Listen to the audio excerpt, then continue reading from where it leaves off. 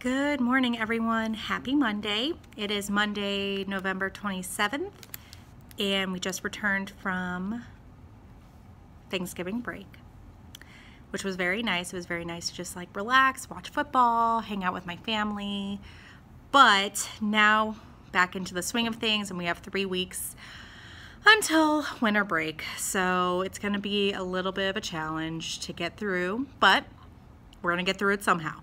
Somehow, some way, we're gonna get there. The one thing that got me motivated this morning to get up was that I was gonna see my students again. So yeah, they're my boys. I love my boys so much. It was very nice, the welcome that you get when you come back from a long break. You miss each other, it's like a honeymoon phase, and then we get back into the swing of things, and then they start to not like me so much because I make them do things that they don't like to do. But that's okay, because that's my job. Try to make it as fun as possible. So as you can see behind me, we just had math. I am actually staying in during recess today because I have a lot of emails to send. I have IEPs to schedule. I have IEPs to validate and finalize in the little software program that we use.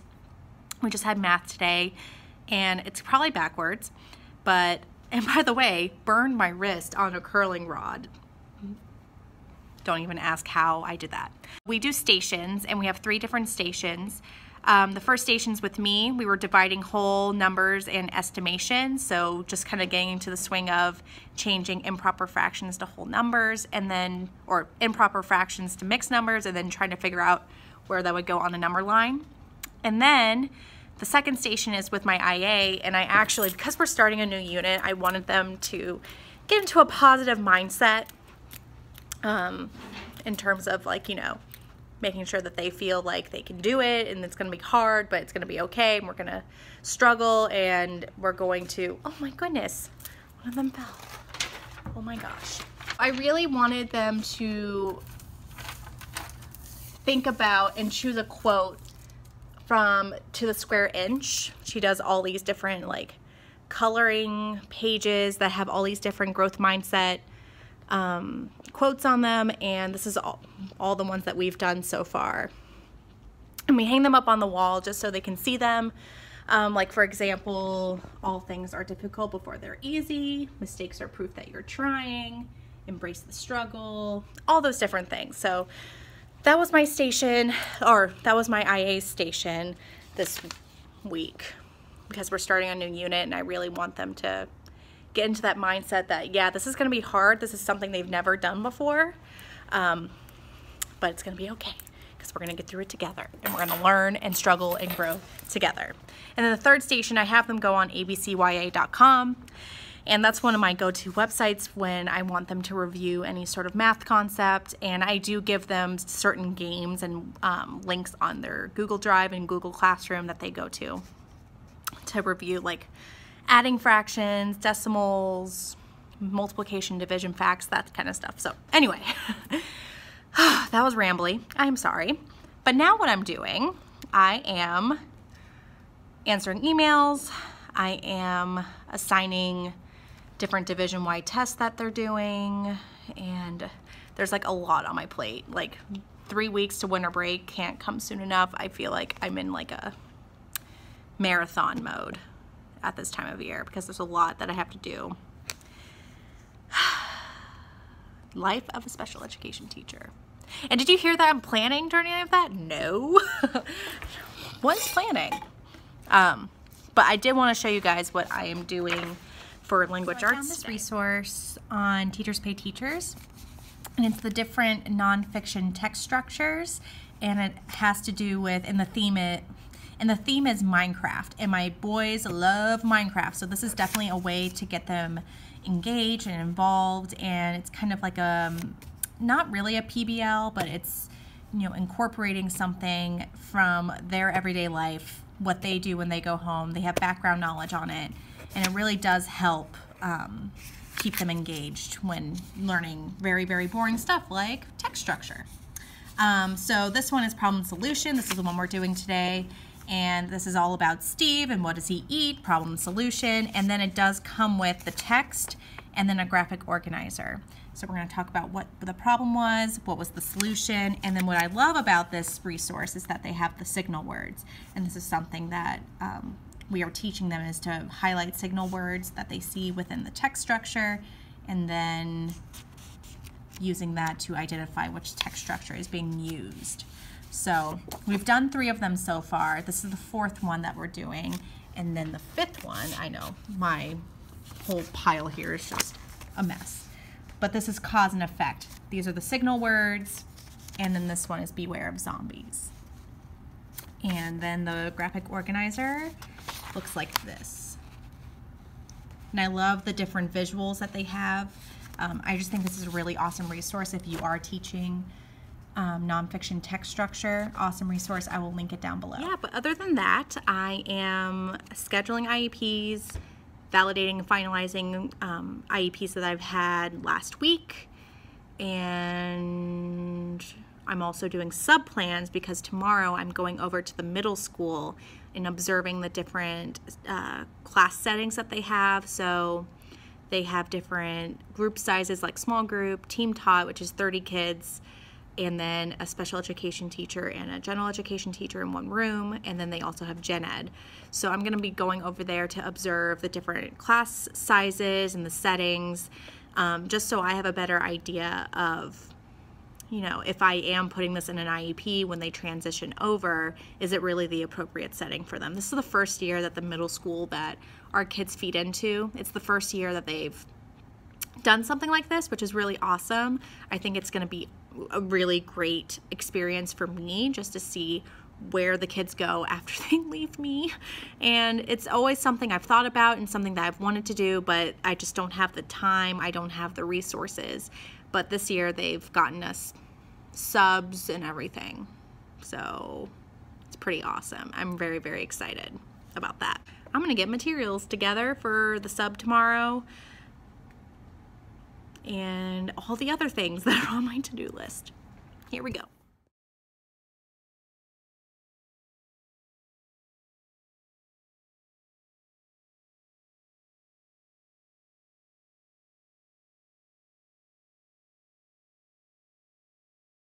This is the sub-plan template that I like to use. This is by Pocketful Primary. So tomorrow, this is what my sub-plans look like.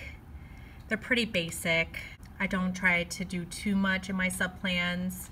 I have more information about phone numbers and emails and all that kind of stuff in my sub-binder.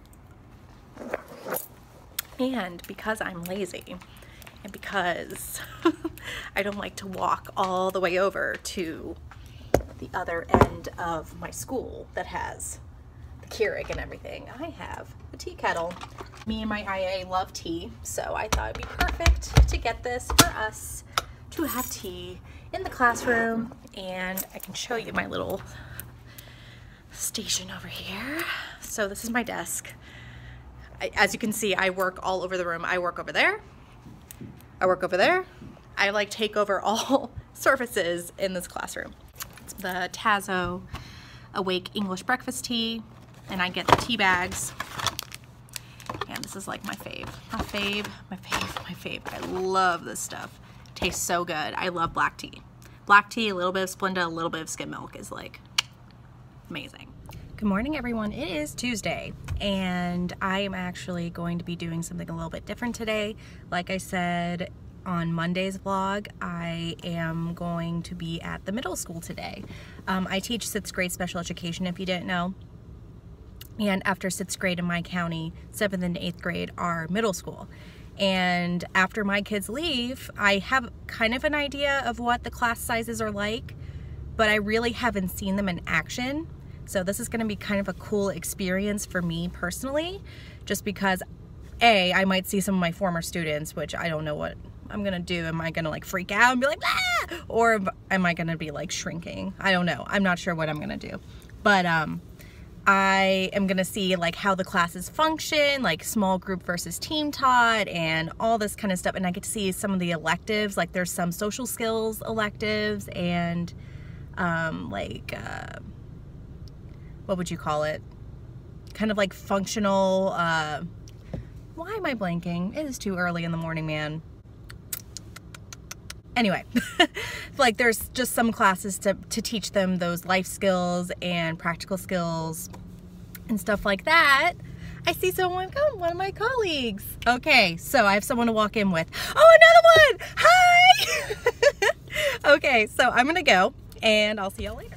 Wow. Okay, so that was a whirlwind of a day, but it was really, really awesome. It was a really good experience for me to see the middle school, how it runs, how it functions, the class sizes. I got to talk to the special education department chair a little bit about something. So it was really, really overall a good experience for me as a 6th grade teacher, or any teacher that transitions students from elementary school to middle school. I think it's a really, it was a really good experience for me. I saw a lot of my old students. I actually saw all of my students from last year that were on my caseload, and that was an experience. It was really fun to see all of them and see them happy and smiling and knowing that I made the right decisions for them educationally. Yeah, it was just a really good experience to see all of them and see them thrive and to be growing and to be big middle schoolers. When you're an elementary school teacher and you have the oldest kids, and when you see them go, they're gone, and it becomes easier and easier to just kind of just focus on the students you have that year. But now I see that, for them, it's their life goes on and they grow and they change, and I don't know, it was just a really awesome experience to see all those kids again. And I mean, last year was a truly special year. I absolutely adored every single one of my kids that was on my caseload last year. They were just all so lovely, so kind, and really worked really hard to try to do their best. So anyway, other than that, I'm tired, I'm hungry, I didn't have lunch, so I'm waiting for my husband to get home, and then we're gonna go get some lunch, dinner, dunch, whatever you want to call it. And then I'm gonna go pick up my daughter, and then I'm gonna jump back into teaching tomorrow. I hope you guys enjoy this kind of vloggy style. I'm trying it out. Clearly I can't sustain like a vlog throughout the entire day, but I'm hoping that I can pick up the camera once in a while during the week whenever anything interesting happens or whenever I remember to do it. So thanks for sticking with me through all my rambles and everything. By the doorway where he had dropped the night before, and pulled the presents, as he thought of them, out one at a time to examine them, turn them in the light, touch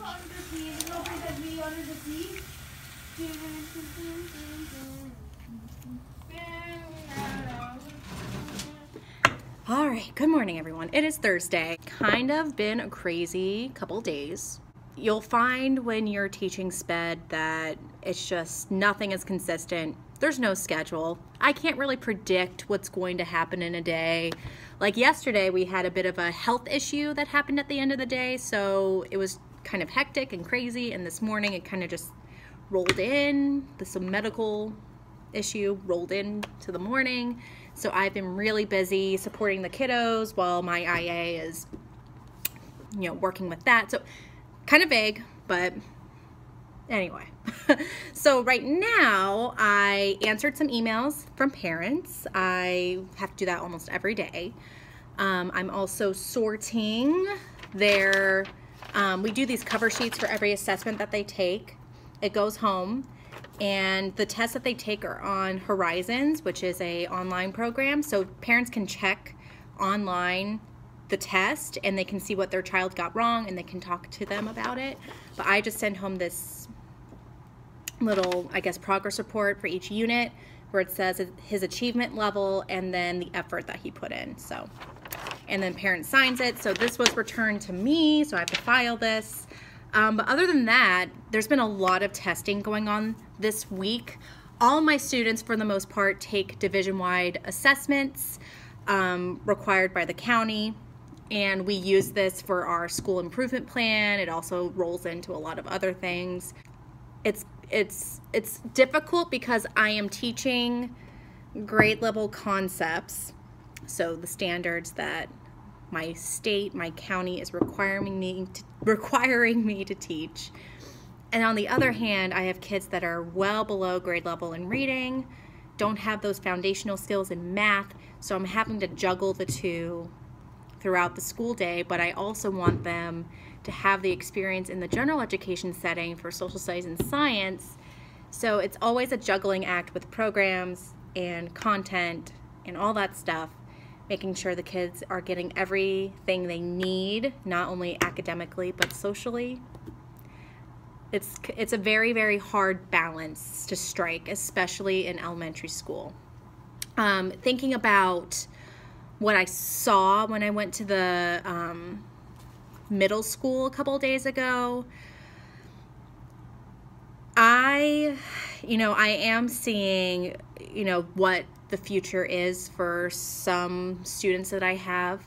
The small group setting, it's like 8 to 10 kids in a classroom. They have different teachers. It's not like they're in a different hallway or anything, but it's still different teachers than most of the other kids have, and it's like a different team and everything. So it is really hard when you're making these decisions for students and trying to look at the student and the child holistically, what they need not only academically but socially for their development, for their self-esteem. It's a really, really hard balance to strike.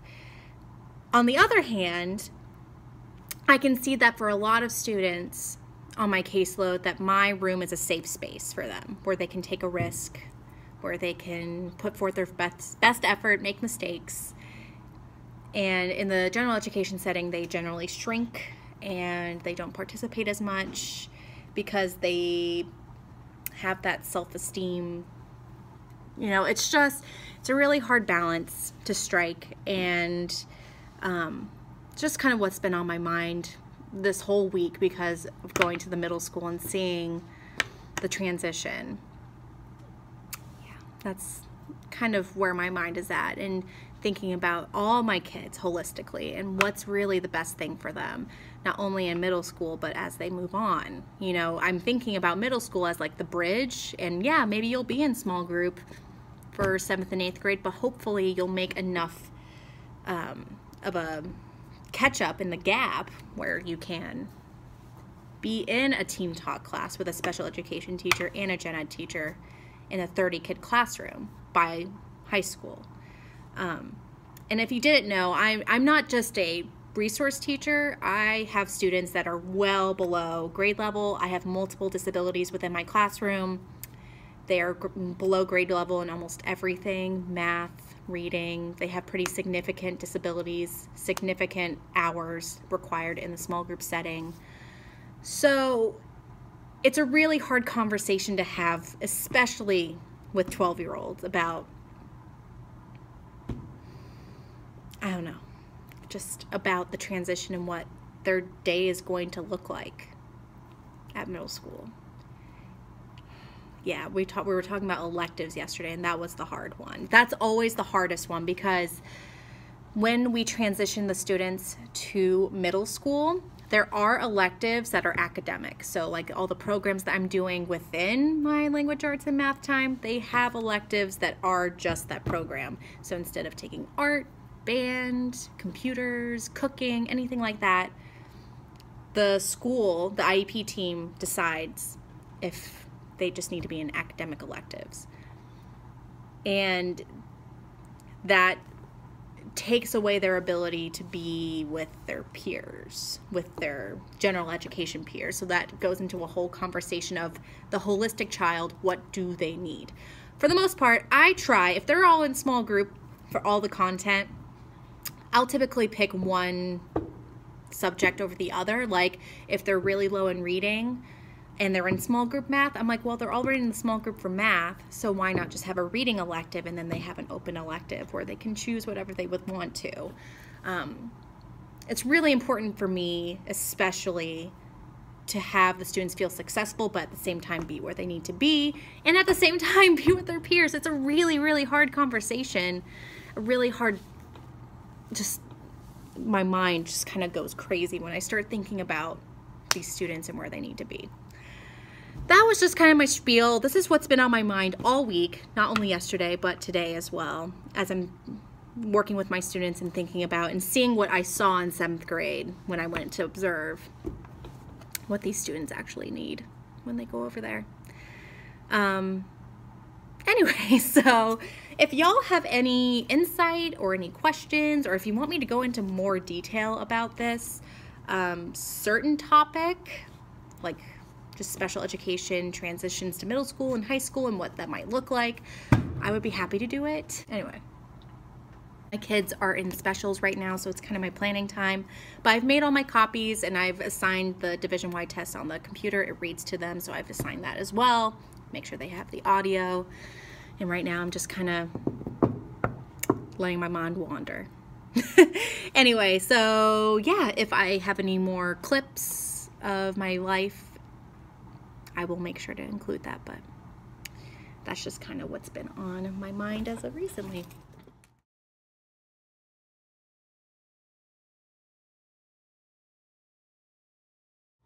Hey everyone, happy Friday. Today is officially December 1st, so I'm rocking my Christmas sweater. This is one of many, but this is one of my favorites. It has penguins on it and it just says ho ho ho everywhere. So definitely one of my favorites because I love penguins and I love Christmas. So we just had math, and I think I'm going to insert a clip before this of what we did.